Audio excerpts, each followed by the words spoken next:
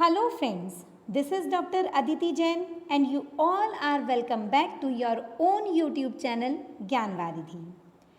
Yoga and meditation की जो हमारी सीरीज़ चल रही है उस सीरीज़ में आज हम चक्र को स्टडी करने वाले हैं।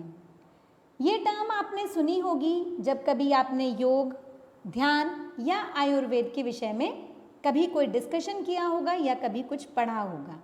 So now let's begin. पहले हम इसका मीनिंग देख लेते हैं। चक्र जो है ये एक संस्कृत शब्द है जिसका अर्थ है व्हील या डिस्क।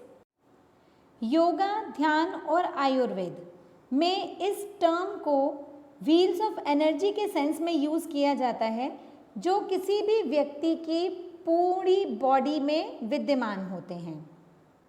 अलग अलग लोगों ने इसकी अलग अलग व्याख्या की है। कुछ लोगों का कहना है कि पूरी बॉडी में 114 चक्र होते हैं जिनमें से मेन जो चक्र हैं वो 7 होते हैं जो हमारी स्पाइनल कॉर्ड के साथ अलाइन होते हैं। Starting from base to the crown of the head, हमारी जो स्पाइनल कॉर्ड होती है उसके बॉटम से ये स्टार्ट होते हैं and it moves towards the crown और योर हेड। And this invisible energy that is known as prana, ये हमारी लाइफ के लिए एक वाइटल फोर्स होती है जिसके बिना हमारा जीवन यापन करना मुश्किल हो जाता है।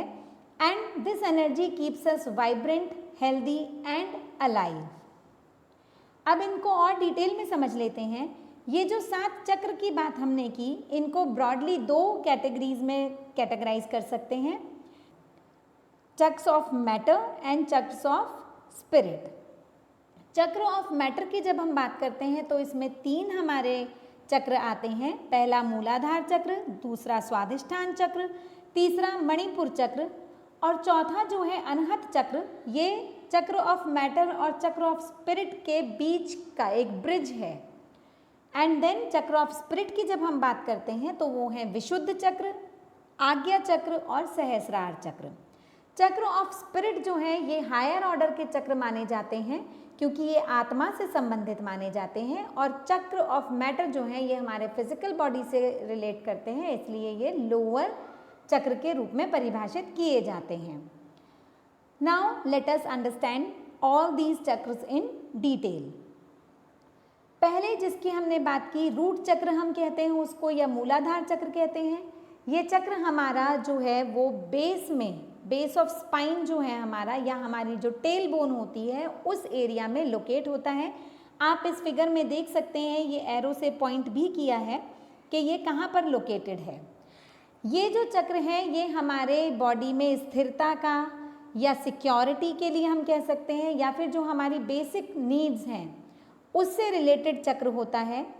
अगर हमारे इस चक्र में कोई व्यवधान आ जाता है तो वो हमें दिखाई देता है कि हमारी बॉडी में कुछ फिजिकल इश्यूज़ के रूप में दिखाई देता है, जैसे अर्थराइटिस की प्रॉब्लम है, कॉन्स्टिपेशन का प्रॉब्लम है, ब्लैडर से रिलेटेड कोई प्रॉब्लम है या कोई कोलोन प्रॉब्लम्स हैं।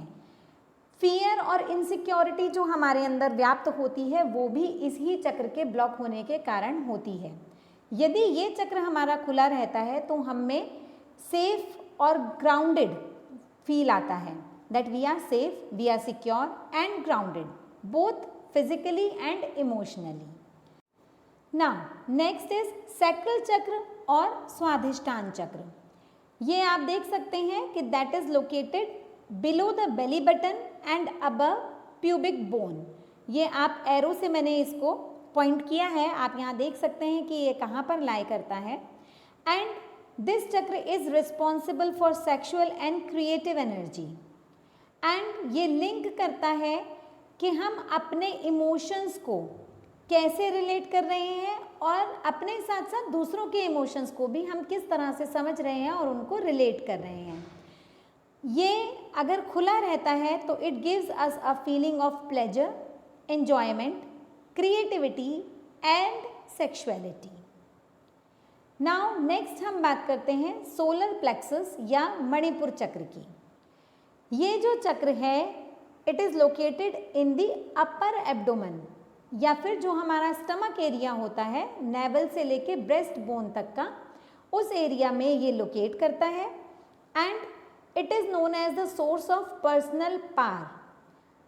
ये हमारी सेल्फ एस्टीम और सेल्फ कॉन्फिडेंस से रिलेट करता है, और यदि ये ब्लॉक है तो ये हम लोगों को इंडाइजेशन या अल्सर, हार्ट बर्न या ईटिंग डिसऑर्डर्स के रूप में प्रदर्शित होता है।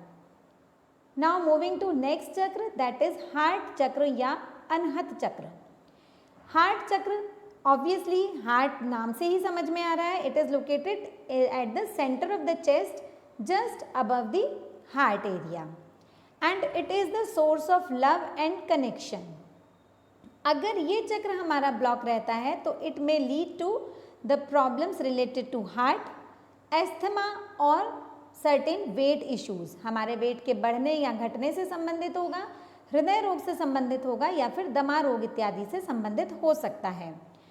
ये क्योंकि बिल्कुल मिड में है, 3 चक्र इसके नीचे हैं और 3 चक्र इसके ऊपर हैं, तो it bridges the gap between both of them, the upper chakras and the lower chakras.